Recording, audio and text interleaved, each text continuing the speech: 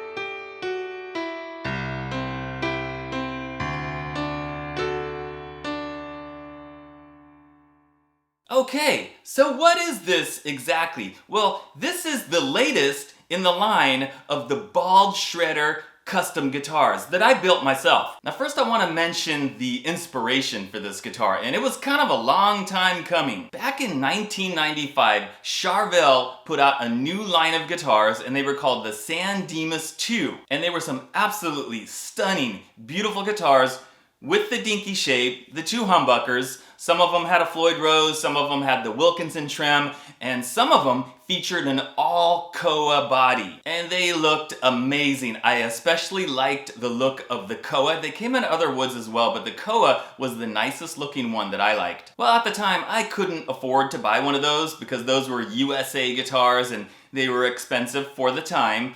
And I just never got around to getting one, so it was always one of those guitars kind of like on my bucket list, like, man, I really wish I could get a hold of one of those, or I really wish I had gotten one of those. And even now you can get them on the used market, but they're still fairly expensive. So that idea was like my inspiration for building this guitar. So for the body, I went to my usual go-to guy, which is Mitch over at KnE Guitars, and he made the body for me. And when I started talking to him about it, now remember my inspiration was the Charvel with the koa body, right? So I was asking him, hey, can you do a koa top? Can you get a koa top? And he was like, man, that wood is really hard to get now, and he didn't have it, and he just kind of seemed like, well, he couldn't really get it, or if he did, it would have been like really, really expensive. So then I kind of switched gears into like, how about a burl top? Because I've seen some really beautiful burl tops with the figuring, and I really like that too. So he started looking around at the wood that he had in his shop, and I'm guessing he's got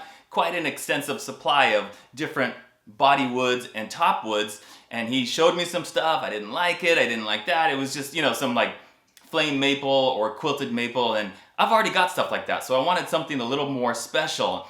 And finally, he sent me some pictures of the burl top, and this is a drop top, by the way. It's what he calls a drop top. It's not a veneer, it's not a photo finish, of course. It is a real top on top of a two-piece alder body, and both the top and the body are center seamed. So he sends me the picture of the burl top, and I was like, oh boy, that's kind of like pretty plain looking. Take a look at this picture of the body, guys. This is before I did anything to it, basically. You can see there's not a whole lot of like figuring coming out. Like you don't see a whole much. There's a little bit, but it's not overly like beautiful, and I was kind of like, a little disappointed, but I just said, okay, I'm gonna go with it. Yeah, go ahead and use that, make the guitar for me, send it to me, and we'll see what happens. And he almost didn't want to send it to me because the wood was so beautiful, and he said that wood, that came from a tree in like Eastern Europe somewhere. And of course there was a decent upcharge for that drop top with the burl on top of the guitar. I think it basically doubled the price of the body, but totally worth it. All right, so you guys can see what the body looks like. I mean, look at how beautiful it is. Look at the figuring on it. Wow, I feel like it turned out absolutely perfect. I look at this and this is like my milk chocolate guitar. Of course, I did the back as well, and you can see again, it's an alder body, and it's kind of interesting the way the stain kind of soaked in darker in different spots. And after I put the stain on it, guys, all I did to finish it is I finished it with tung oil. I did not want to spray on any kind of clear coat. I did not want it to be shiny. I wanted it to look and feel like a real piece of wood. Like those Charvel San Dimas guitars with the koa. Those had an oil finish. They weren't sprayed with any kind of clear coat. And that's what I wanted, and that's what I got. Now, the secret weapon on this guitar, of course, is the neck. I've said this before, and I'm gonna say it again. The most crucial, the most important part of any guitar is going to be the neck. So this neck came from Musikraft. And I already had a Musikraft on another one of my guitars that I've had for years. In fact, it was maybe my #1 guitar before this guy came along. And I've always loved that neck, fantastic neck. And so this last round, when I ordered the 2 bodies and the 2 necks, if you guys saw my previous videos, you know I did 2 bodies and 2 necks at the same time. Both the necks came from Musikraft. Why am I saying that this is probably my best guitar ever and my favorite guitar right now? Well, it's mostly due to the neck. This is the thinnest neck profile that Musikraft does. It's a thin D-shaped neck profile. And of course, it features the extra jumbo 6100 frets like I like. They're not stainless steel, but I'm not a big stickler on the stainless steel thing. The radius is a 12-inch radius. The reason I did a 12-inch radius this time is because on my other Musikraft neck, it also has a 12-inch radius. I did not get a finish on the back of the neck. Again, if you have them finish the back of the neck, that's another upcharge. And I didn't do it just to save money. I also did it because I like my necks to be finished with tung oil. And that's something that I can easily do myself. So that's what I did again on this one. Now, as far as the rest of it, guys, I mean, it is pretty much the ideal perfect bald shredder guitar. It's got a hardtail bridge, that's from Musiclily, which you can get on Amazon. The 2 humbuckers from Donlis, which I get on AliExpress, which I have in a bunch of my guitars. 1 volume, I don't need a tone. 3-way toggle. And normally I might do the reverse headstock because I do kind of prefer that. But remember, my inspiration was that Charvel San Dimas 2 from 1995, and those didn't have a reverse headstock, so I was kind of just going for that overall look, I guess you could say. And I think it works really well with this, just the overall look of it, with the burl, the natural finish, the 2 humbuckers without the pickup rings. I don't like the pickup rings usually, and just the regular headstock. It's just, man, this thing is a 10 out of 10 in every way. There's nothing on it that I don't like or that I would complain about or like didn't turn out as well as I thought it would. It just plays like butter. I was able to get low action, sounds great. It's just literally like perfect for my hand and the way I play and the kind of licks that I play, and it just makes it playing like so much easier and so much more fun, I guess you could say. Alright guys, so that's pretty much it for my new awesome #1 Burl guitar. I'm gonna have some links for some of the stuff that I talked about down in the description if you want to check out KnE. He makes fantastic stuff. Mitch is a really cool guy, good to deal with.